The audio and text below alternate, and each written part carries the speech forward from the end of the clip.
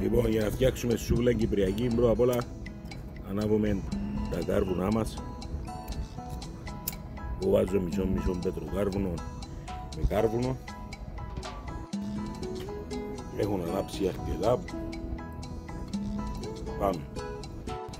Έτοιμα τα κάρβουνά μας, ώρα να τα απλώσουμε.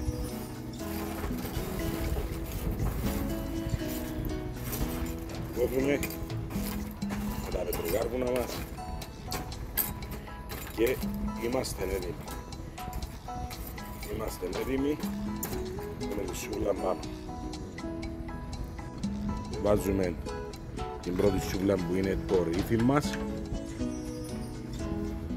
Δεύτερη σούβλα πάλι ρύφι.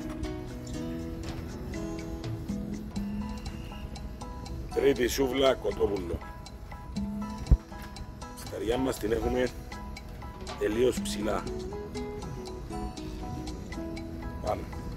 Τώρα αφού είμαστε στη 1 ώρα και τα 50 λεπτά θα προσθέσουμε το αλάτι.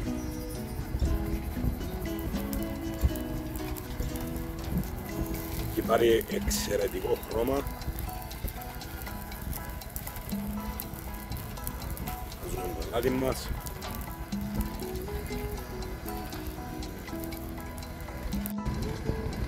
Θα προσθέσουμε τη ρίγανη μας,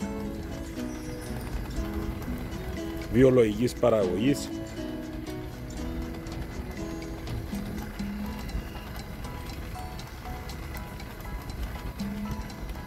Είναι έτοιμοι φίλοι μας, ψημένη στις 2 ώρες ακριβώς.